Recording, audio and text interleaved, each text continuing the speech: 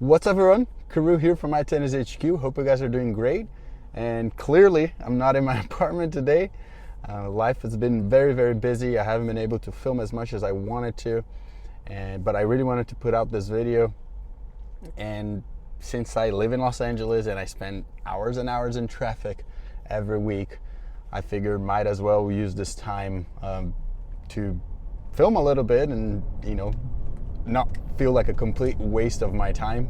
And in this video, what I want to do is help you hit smoother and more reliable forehands. I think this is something that a lot of amateurs, intermediate players look for. They want to have like a smoother stroke that they can replicate over and over again. So I want to help you do this with this video. And to do so, I'm going to use my good friends Clay Thompson, which I actually posted a video with not too long ago. I'm going to use his forehand as an example. Now, if you guys watched the channel long enough, you guys know I hate that ATP forehand nonsense that people have been teaching online a lot, that kind of doesn't focus on smoothness and good loops. It's a lot about racket head speed and things that are difficult to replicate as an amateur, as someone who hasn't been playing for that long.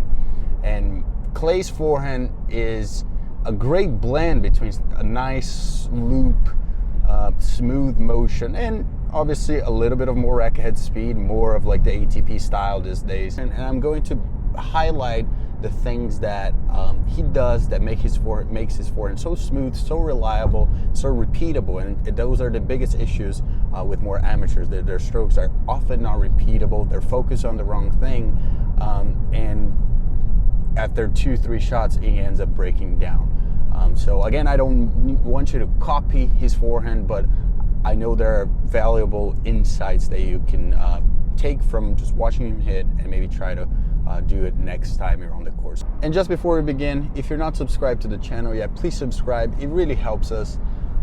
We've been growing so much, so thank you all of our subscribers. We are so happy to see the channel growing.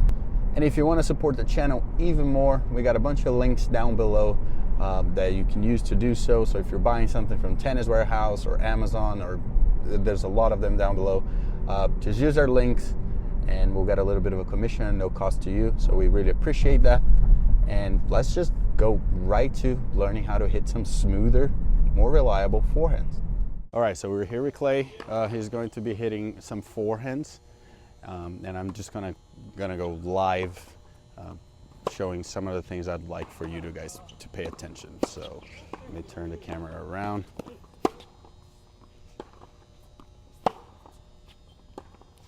All right, so let's watch Clay here. First of all, you see how, let's pay attention to his legs first. So legs first here. So he plays open stance a lot. He's always playing. See how it loads that right leg, plays open stance. You don't have to hit too hard, to be honest, if you want to chill a little bit.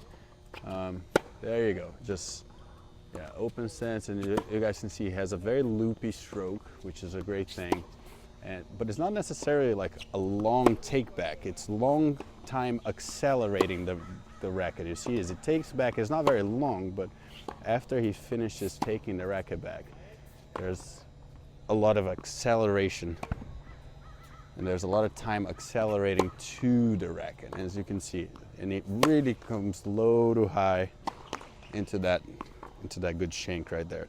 But again, just pay attention to how he takes the. I'll do a little bit of slow motion afterwards, but pay attention to how he takes the racket back, and then there's a lot of time where the racket travels from low to high towards the ball. And a lot of amateurs, they look for this shape. So let's pay attention to the shape of the ball here, how the ball is always moving up and then down. So let's watch here again, as he's hitting with Alejandro, up and down. And that's the shape that creates, consistency, up and down. It's not an exaggerated amount of topspin. It's just enough where the ball clears the net with a lot, like look how it clears the net, but obviously drops quickly afterwards. So Clay has a very good blend of like almost like an old school and modern forehand, where the loop is big, but he's obviously more of a semi-western, you'd say, Clay? Semi-western grip, really getting under, and you see how the racket like flows. There's never a stop.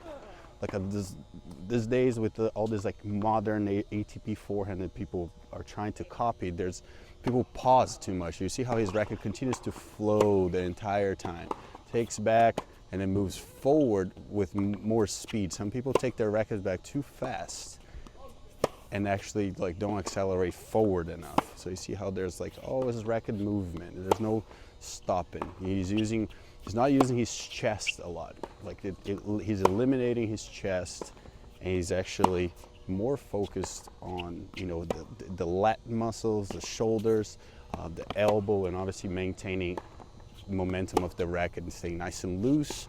I don't really like the word loose too much. I'm saying like he's maintaining good range of motion. So he's allowing the racket to go where it needs to go. He's not trying to place the racket anywhere. He's just allowing the racket to continue to move naturally to where it needs to move. So Clay has a very, very good forehand that for a lot of people, now it can be a little bit bigger. You can maybe hit fast to the forehand there, and you might say that you could press him on that side. But for most amateurs that are not playing at this speed, there's a lot that can be learned from it, where so you see just always moving, always catching the ball in front. Don't forget that. Always, doesn't matter how good your technique is, if you're not catching it in front, doesn't matter.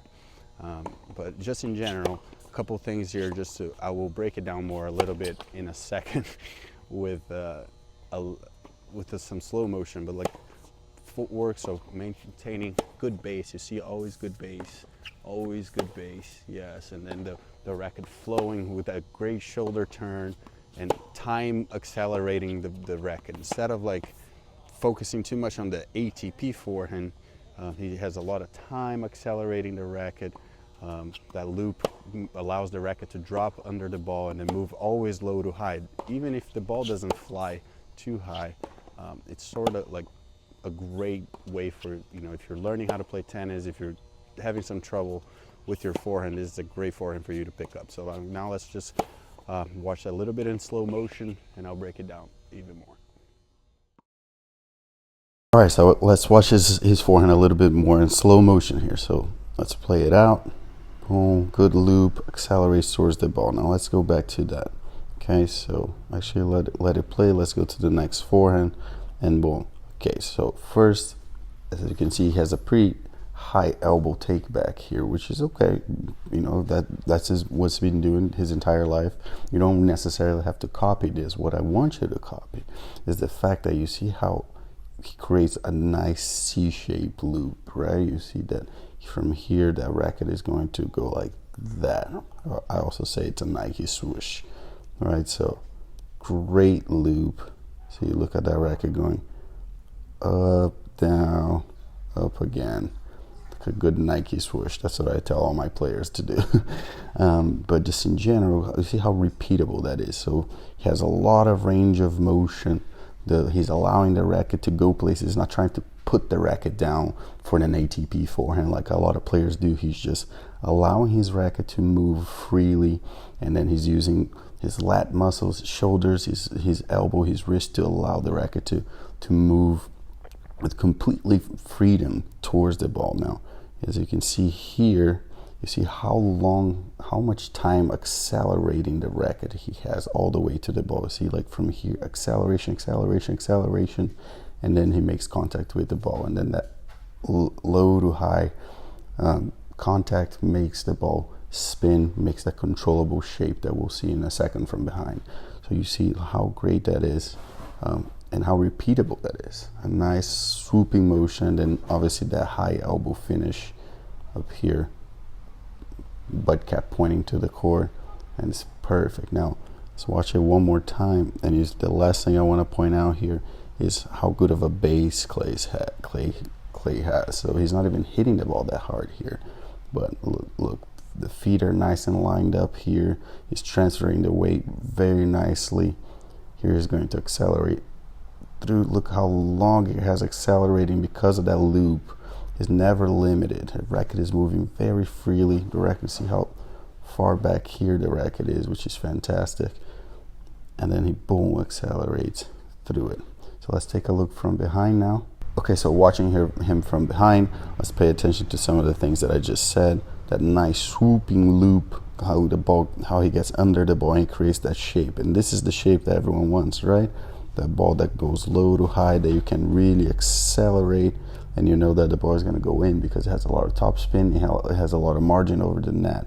And that's something that a lot of amateurs strive for, but they can't really do often because they're trying to do the wrong thing. They're trying to do the ATP forehands, the too much racket head speed, too many things that can go wrong, and it's not repeatable. This swing here, incredibly repeatable, and you can pick up so much from it. You see great unit shoulder turn, lets the racket go, and then a lot of time accelerating towards the ball.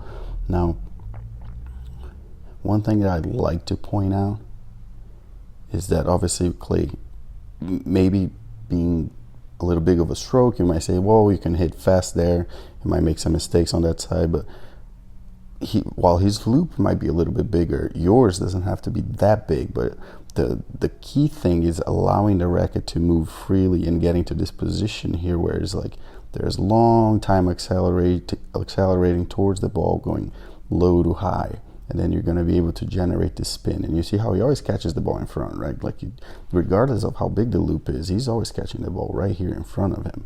So don't forget contact. Doesn't matter how perfect your stroke is, if your contact point is not good, then your shot's not going to be good. Okay, so you got to pay attention to those things.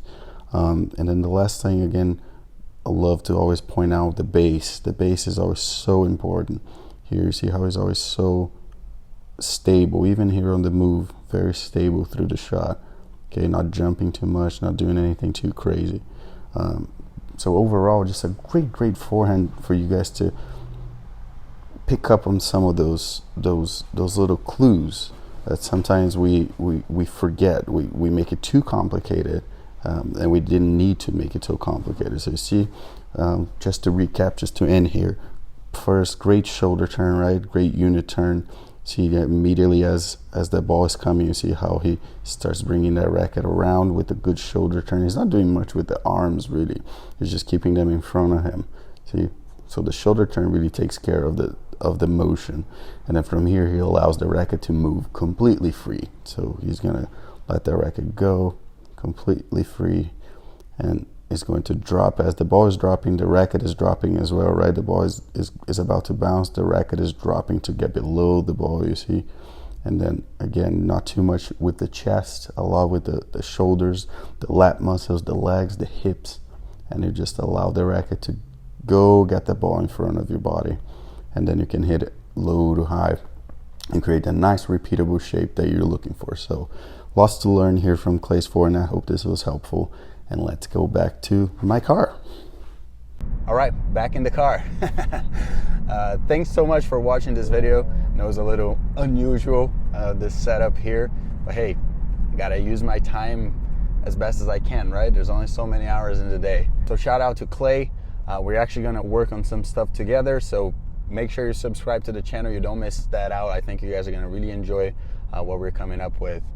So stay tuned for that. And last thing, visit mytennishq.com. We had our biggest month yet in July. I guess all the Grand Slams really helped us.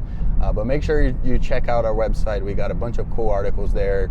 A lot of things that, you know, sometimes you don't even know about tennis that you want to learn. I'm sure we got it there. So visit mytennishq.com whenever you can. Make sure you subscribe. Make sure you give this video a thumbs up. And I'll see you guys on the next one. Hopefully not from my car. Or maybe I'll start doing this. I don't know. Kind of like it.